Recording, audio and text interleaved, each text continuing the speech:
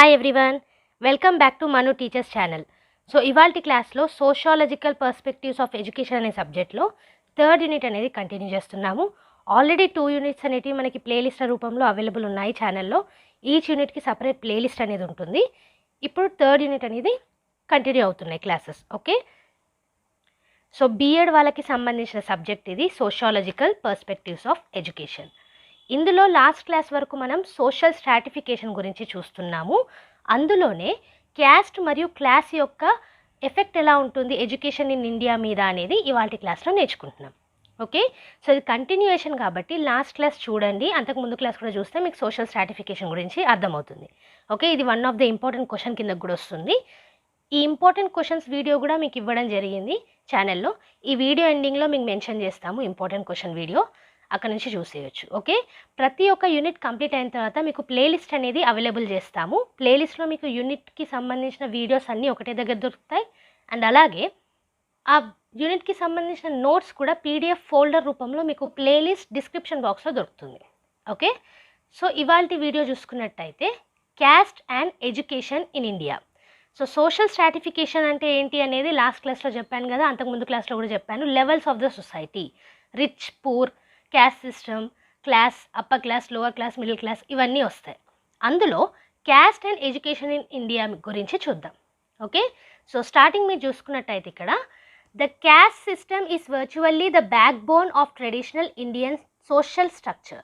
So మనకంటూ ఒక society ఉంటుంది, ఒక స్ట్రక్చర్ ఉంటుంది, సోషల్ స్ట్రక్చర్. ఓకే, అంటే మన చుట్టూ ఉన్న వాళ్ళు ఎలా ఉంటున్నారు అనేసి. సో ఇండియన్ సొసైటీలో, ఇండియన్ సోషల్ స్ట్రక్చర్లో ట్రెడిషనల్గా క్యాస్ట్ సిస్టమ్ అనేది బ్యాక్ బోన్ కిందకు వస్తుంది. ఎందుకు అనంటే ఒకప్పుడు క్యాస్ట్ సిస్టమ్ అనేది ఎలా వచ్చింది, మనుషులు చేసే పనుల ద్వారా. ఓకే, ఏ పని చేస్తే ఆ పని ద్వారా వాళ్ళ క్యాస్ట్ అనేది నిర్ణయించబడేది. సో ఇక్కడ ట్రెడిషనల్గా ఇండియన్ సోషల్ స్ట్రక్చర్లో ఈ క్యాస్ట్ సిస్టమ్ అనేది బ్యాక్ బోన్ లెక్క. ఓకే, మనకి వెన్నుపూస లేకపోతే ఎలా ఉంటాము, అలాగే ఇండియన్ సోషల్ స్ట్రక్చర్కి కూడా క్యాస్ట్ సిస్టమ్ అనేది బ్యాక్ బోన్ ట్రెడిషనల్గా. Okay, not only do the Hindus have caste, but the Muslims, Jains, Buddhist and even Indian Christians are divided into several castes of their own. So only హిందూస్లోనే caste system ఉంటుందనేసి కాదు, ఇండియాలో మనకి different cultures ఉన్నాయి, different religions ఉన్నాయి. So ఇక్కడ హిందూస్లో caste system ఉంది, అలాగే క్రిస్టియన్స్లో ఉంది, ముస్లిమ్స్లో ఉంది, జైన్స్లో ఉంది, బుద్ధిస్ట్లో కూడా ఉంది. ఓకే, అందరిలో కూడా క్యాస్ట్ సిస్టమ్ అనేది సబ్ డివైడ్ అయిపోయి ఉంది, వాళ్ళ సొంతంగా చేసుకున్న వాటిలో. ఓకే, నెక్స్ట్ చూసుకున్నట్టయితే each caste is divided into sub caste. మనకు ఆల్రెడీ తెలుసు, ఇప్పుడు హిందూ సిస్టమ్ కానివ్వండి, ముస్లిమ్స్ కానివ్వండి, జైన్స్ కానివ్వండి, బుద్ధిస్ట్ కానివ్వండి, క్రిస్టియన్స్ కానివ్వండి, ప్రతి ఒక్క క్యాస్ట్లో మనకి మళ్ళీ సబ్ క్యాస్ట్ అనేటివి ఉంటాయి. ఓకే, ఇంకా చూసుకుంటే but no one can say exact number of caste and sub caste in India.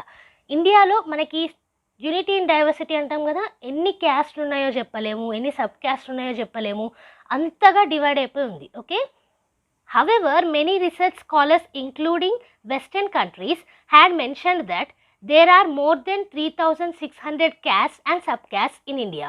కానీ కొన్ని రీసెర్చర్స్లో వెస్టర్న్ కంట్రీస్ కూడా రీసెర్చర్స్ చేశాయి ఈ క్యాస్ట్ సిస్టమ్ మీద ఇండియాలో.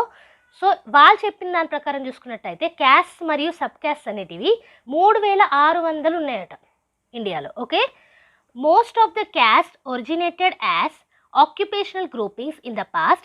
Each caste has been important socially integrated unit in the Indian society. నేను already చెప్పాను కదా, ట్రెడిషనల్గా మనకి క్యాస్ట్ సిస్టమ్ అనేది మనం చేసే పనుల ద్వారా నిర్ణయించబడింది. సో ఇక్కడ అదే చెప్తున్నారు చూడండి, ఆక్యుపేషనల్ గ్రూపింగ్స్, మీరు చేసే జాబ్స్, పనులు, వర్క్స్, వీటి ద్వారా నిర్ణయించబడింది అనమాట. ఓకే, సో ఇంకా చూసుకున్నట్టయితే it unites its members by the common bonds of history, culture, martial and dining relations and other mutual obligations as caste family. So ఈ క్యాస్ట్ వాళ్ళందరూ ఒకటే దగ్గర ఉండడానికి కామన్ బాండ్స్ ఏంటంటే హిస్టరీ వస్తుంది, మన కల్చర్ వస్తుంది, అలాగే మన డైనింగ్ రిలేషన్స్ అంటే ఫుడ్కి సంబంధించి ఎలా తింటున్నారు ఈ రిలేషన్స్ కూడా వస్తాయి. కొన్ని మ్యూచువల్ ఆబ్లిగేషన్స్ అంటే అందరికీ మ్యూచువల్గా అండర్స్టాండబుల్ అయిన ఈ రూల్స్ కానివ్వండి, ఆబ్లిగేషన్స్ కానివ్వండి, ఇవన్నీ కూడా ఒక క్యాస్ట్ ఫ్యామిలీని రిప్రజెంట్ చేస్తాయి. Okay, casteism, that is the tendency to lay undue emphasis on one's caste and favor people of one's own caste almost blindly, has emerged as the most dominant features of the institution of caste during the last 2 centuries. So centuries ante gata 2 శతాబ్దాలుగా అంటే 100 ఏళ్ళు 200 ఏళ్ళు అనమాట. Okay, so గత 200 ఏళ్ళగా ఈ caste సిస్టంలో వర్క్కి సంబంధించే caste system అనేది పుట్టుకొచ్చింది. కానీ 200 ఏళ్ళగా మీరు చూసుకున్నట్టయితే దాంట్లోనే మేము ఎక్కువ మేము తక్కువ ఇలాంటివన్నీ వచ్చాయన్నమాట. ఇవన్నీ కూడా మనుషులు చేసుకున్నవి, బ్లైండ్గా ఫాలో అయినవి.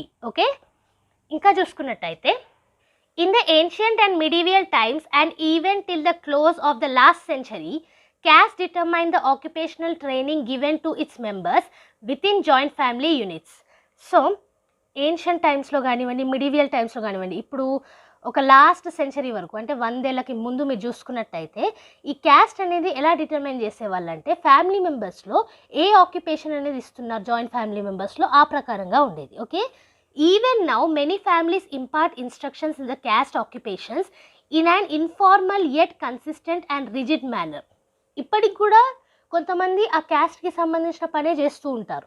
మనకి చాలా వరకు ఈ మోడర్న్ సొసైటీలో వేరే వేరే ఆక్యుపేషన్స్ అనేటివి చేయడం మొదలైంది. కానీ మీరు చూసుకున్నట్టయితే ట్రెడిషనల్గా మాత్రం క్యాస్ట్ సిస్టమ్ అనేది వర్క్ పరంగా ఆక్యుపేషన్ పరంగా వచ్చింది. ఓకే, ఇంకా చూసుకున్నట్టయితే during the last 70 years or so a significant tendency has been developing in the field of education. Caste organizations have been taking interest in the spread of education through establishment of institutions.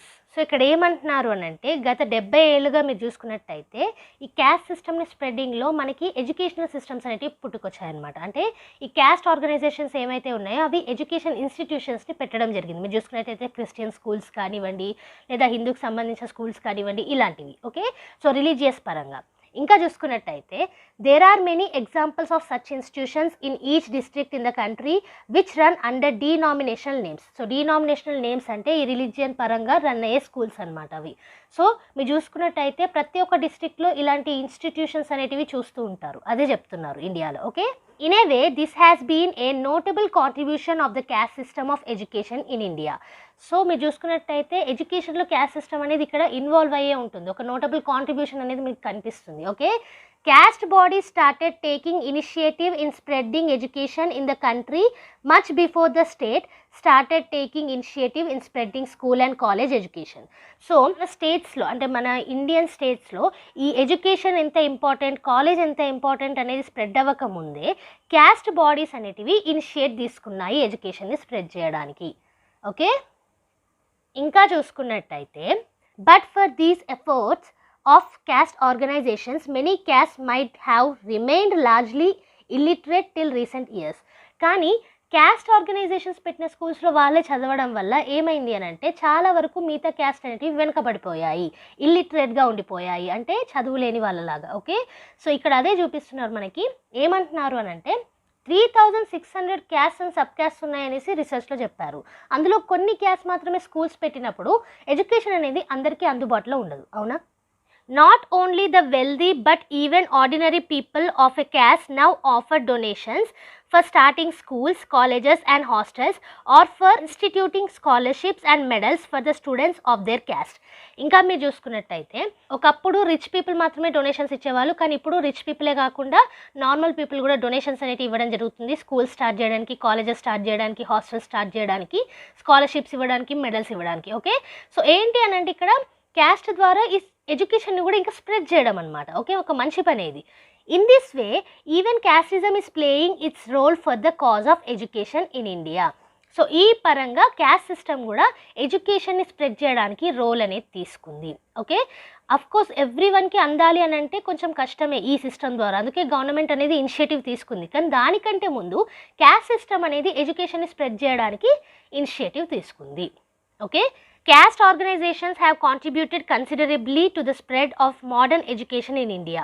So ఈ పరంగా చూసుకుంటే మనకి ఈ state initiative తీసుకునే ముందు caste సిస్టమే initiative తీసుకుంది కాబట్టి ఈ పరంగా చూసుకుంటే ఇండియాలో మోడర్న్ ఎడ్యుకేషన్ని స్ప్రెడ్ చేయడానికి caste system is the main cause. Okay, in spite of its professed functions of secularization and modernization, modern education has failed to root out casteism and caste prejudices from our society. So ఇక్కడ ఏమంటున్నారు అని అంటే మనకి ఈ modernisation అనేది, secularisation అనేది ఇండియాలో కూడా స్టార్ట్ అయింది, అవునా? అవి ఉన్నప్పటికీ కూడా మోడర్న్ ఎడ్యుకేషన్ అనేది ఈ క్యాస్టిజంని, క్యాస్ట్ ఫీలింగ్ని, ప్రీజుడైజెస్ ఏవైతే ఉన్నాయో సొసైటీలో, నా క్యాస్ట్ క్యాస్ట్ వాళ్ళే రావాలి, ఇలాంటి ఫీలింగ్స్ని తీసుకోలేకపోయింది, సొసైటీ నుంచి తీయలేకపోయింది అనేసి అంటున్నారు. Okay, so this is about the cast and education in India. ఇక్కడ ఏం చెప్తున్నారు, క్యాస్ట్ ఆర్గనైజేషన్స్ ఫస్ట్ ఇనిషియేటివ్ తీసుకున్నారు ఎడ్యుకేషన్ స్ప్రెడ్ చేయడానికి, which is one of the nice and positive విషయం అబౌట్ క్యాస్ట్ సిస్టమ్. కానీ అలా చూసుకున్నా సరే సెక్యులరైజేషన్ అండ్ మోడర్నైజేషన్ అయ్యే ఇండియాలో మోడర్న్ ఎడ్యుకేషన్ మాత్రం క్యాస్టిజంని అండ్ క్యాస్ట్ ప్రిజుడైజెస్ని సొసైటీ నుంచి తీయలేకపోయింది, ఎందుకంటే we are the part of it. Okay, so next ఇప్పుడు class and education in India గురించి చూద్దాం. సో ఇక్కడ చూసుకున్నట్టయితే the Indian society may be divided into 3 major classes. మనకు ఆల్రెడీ తెలుసు క్లాస్ సిస్టంలో మనకి 3 మేజర్ క్లాసెస్ ఉంటాయి. ఏంటవి? Upper class, middle class and lower class. మళ్ళీ మిడిల్ క్లాస్లో మీరు చూసుకున్నట్టయితే the middle class may be further divided into 3 sub classes. So middle క్లాస్ని మళ్ళీ 3 సబ్ క్లాసెస్ లాగా డివైడ్ చేశారు, which is upper middle class and lower middle class. ఇది కూడా మీకు తెలిసే ఉంటుంది. మిడిల్ క్లాస్లోనే కొంతవరకు పూర్ ఉన్న వాళ్ళని లో మిడిల్ క్లాస్ అంటారు, నార్మల్గా ఉన్న వాళ్ళని మిడిల్ క్లాస్ అంటారు, రిచ్కిను మిడిల్ క్లాస్కి దగ్గరలో ఉన్న వాళ్ళని అప్పర్ మిడిల్ క్లాస్ అంటారు. ఓకే, సో మనకి 3 మెయిన్ క్లాసెస్ ఉన్నాయి, upper class, middle class, lower class. Middle క్లాస్లో 3 సబ్ క్లాసెస్ ఉన్నాయి, upper middle class, lower middle class. Okay, so ఇప్పుడు క్లియర్గా నేర్చుకుందాం. The upper class includes very rich business man, industrialist, politicians and very highly placed professionals and bureaucrats. So upper class అంటే rich people. Okay, అందులో business man ఉండొచ్చు, industrialist ఉండొచ్చు, politicians ఉండొచ్చు, high ప్రొఫెషన్స్లో ఉన్న వాళ్ళు ఉండొచ్చు. Okay, they enjoy not only high economic status and the advantages derived therefrom, but also high social status and political influence. వీళ్ళకి మనీ ద్వారా వచ్చే అడ్వాంటేజెసే కాదు, ఓకే, స్టేటస్ అనేది ఉంటుంది సొసైటీలో, అలాగే పొలిటికల్ ఇన్ఫ్లుయెన్స్ కూడా ఉంటుంది అప్పర్ క్లాస్ వాళ్ళకి. ఓకే, సో ఇక్కడ ఏమంటున్నారంటే అప్పర్ మిడిల్ క్లాస్ పీపుల్ చూసుకున్నట్టయితే మనకి లాయర్స్, మేనేజర్స్, డాక్టర్స్, ఇంజనీర్స్, ప్రొఫెషనల్గా హైలీ ప్లేస్డ్ గవర్నమెంట్ ఆఫీషియల్స్ వస్తారు. ఓకే, సో ఇంకేమంటున్నారు, they have lesser socio economic status than the upper class people, but they style of living appropriates to that of the latter. So ఇక్కడ వీళ్ళకి rich people లెక్క socio economic status ఉండకపోవచ్చు, కానీ వాళ్ళలో కొంచెం తక్కువగా ఉంటారు అంతే. ఓకే, సో అందుకే వీళ్ళని అప్పర్ మిడిల్ క్లాస్ అంటారు. The middle class people are among whom come as white-collared workers who have limited resources but high aspirations to live luxuriously and comfortably like the 2 classes superior to them. So మనకేంటి ఇక్కడ upper class వాళ్ళేమో rich people, so middle class పీపుల్లో చూసుకున్నట్టయితే ఎవరు వస్తారు అని అంటే white collared workers. అంటే ఈ మిడిల్ క్లాస్ ఎవరైతే వర్క్ చేస్తున్నారో, ఎక్కువ ఎఫర్ట్స్ అనేవి పెడుతున్నారో ఇన్కమ్ ఎర్న్ చేయడానికి, వీళ్ళకి రిసోర్సెస్ అనేవి తక్కువగా ఉంటాయి, కానీ ఎక్స్పెక్టేషన్స్ మాత్రం లగ్జూరియస్గా అండ్ కంఫర్టబుల్గా బతకాలనేసి ఉంటుంది. Okay, the lower middle class people among whom come school teachers, technicians, clerks and a number of other wage earners doing white collared and blue collared jobs have very tight financial condition, but they strive to live, eat, dress and behave like the middle class people. So ఇక్కడ ఏమంటున్నారు, lower middle క్లాస్లో so మనలాగా school teachers, technicians, clerks and ఈ wages ఎవరికైతే వస్తాయో, income అనేది వేజెస్లో ఎవరికైతే వస్తుందో, మంత్లీ ఇన్కమ్ ఎవరికైతే వస్తుందో వాళ్ళందరూ వైట్ కాలర్డ్ వర్కర్స్ కిందకు వస్తారు అండ్ బ్లూ కాలర్డ్ జాబ్స్ అనమాట. ఓకే, సో ఇక్కడ ఏంటంటే వీళ్ళు హై ఫైనాన్షియల్ కండిషన్కి పాటుపడుతూ ఉంటారు, కానీ టైట్గా ఉంటుంది వీళ్ళ ఫైనాన్షియల్ కండిషన్ అనేది. ఓకే, బతకడం కానీ, తినడం కానీ, డ్రెస్ చేసుకోవడం కానీ, బిహేవ్ చేయడం కానీ మిడిల్ క్లాస్ పీపుల్ లాగా ఉండాలనుకుంటారు. Okay, this is the main reason for their misery. So ఒకరిని చూసి వాళ్ళలాగా ఉండాలి అనుకుంటే మనకి అది బాధనిస్తుంది తప్పించి ఇంకేముండదు. We have to strive our selves, మన బెస్ట్ మనం ఇవ్వాలి, కానీ వాళ్ళలాగా అవ్వాలని చేసామనుకోండి అది మొత్తానికి మోసం వస్తుంది. సో అందుకే ఇదే మెయిన్ కాజ్ అవుతుంది వాళ్ళ మిజరీకి, వాళ్ళ బాధలకి. Okay, they social status is quite low, వాళ్ళ సోషల్ స్టేటస్ మీరు చూసుకున్నట్టయితే చాలా తక్కువగానే ఉంటుంది. నెక్స్ట్ చూసుకున్నట్టయితే the lower class people. So ఇక్కడ చూసుకుంటే the lower class people who constitute about 70% of India's total population are largely made up of agricultural and industrial labourers, low paid employees and daily wage earners. They often suffer from poverty, illiteracy, disease, hunger, superstition and exploitation of various kinds. So lower class people మీరు చూసుకున్నట్టయితే జనరల్గా labour work చేసేవాళ్ళు లేదా agriculture చేసేవాళ్ళు ఇలాంటి వాళ్ళని లో class కిందకి తీసుకుంటాము. వీళ్ళే మనకి 70% ఉన్నారు ఇండియాలో టోటల్ పాపులేషన్ చూసుకున్నట్టయితే. ఓకే, ఇక్కడ లో పేడ్ ఎంప్లాయీస్ లేదా డైలీ వేజెస్కి పనిచేసే వాళ్ళని ఈ లోవర్ క్లాస్లో తీసుకుంటాం. ఓకే, ఇక్కడ ఏంటంటే పావర్టీ ఉంటుంది, పేదరికం ఉంటుంది, ఇల్లిటరసీ చదువు లేకపోవడం, డిసీజెస్ రావడం, ఆకలిగా ఉండడం, మూఢనమ్మకాల్ని నమ్మడం, అలాగే ఎక్స్ప్లాయిటేషన్ వాళ్ళ మీద అనగదొక్కుతారనమాట మిగతా క్లాస్ వాళ్ళు. సో ఇలాంటివి ఎక్కువగా జరుగుతూ ఉంటాయి. సో ఇది about the class system in India. Next చూసుకుంటే the education of girls has hindered for the last 40 years.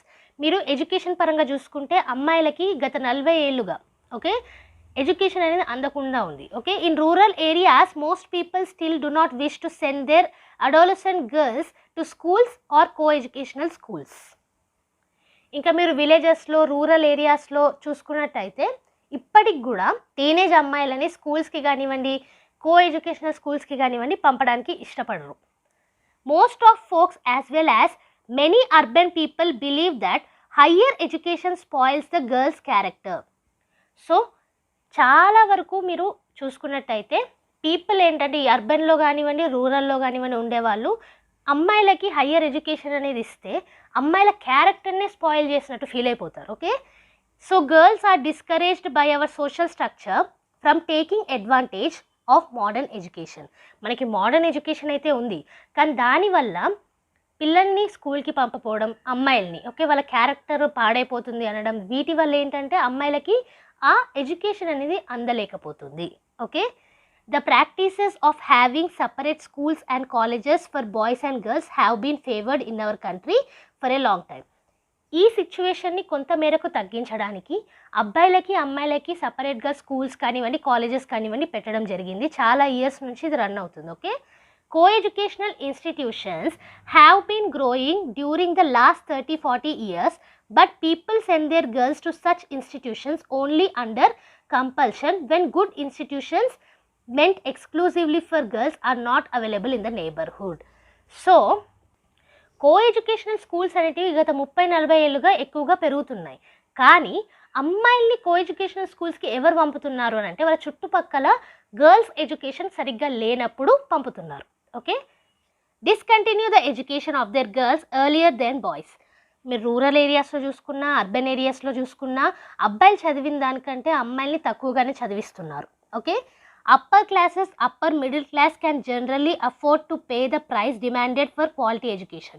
మీరు క్లాస్ పరంగా చూసుకున్నట్టయితే ఎకనామీ అనేది మనకి ఎడ్యుకేషన్లో కూడా ఇన్వాల్వ్ అయ్యి ఉంది కాబట్టి అప్పర్ క్లాస్ పీపుల్ కానివ్వండి అప్పర్ మిడిల్ క్లాస్ పీపుల్ కానివ్వండి జనరల్గానైతే ఎడ్యుకేషన్ ఇన్స్టిట్యూషన్స్ డిమాండ్ చేసే మనీ అయితే ఇవ్వగలరు. Okay, they four elite institutions like the so called public schools and expensive private educational institutions are not only continuing but thriving.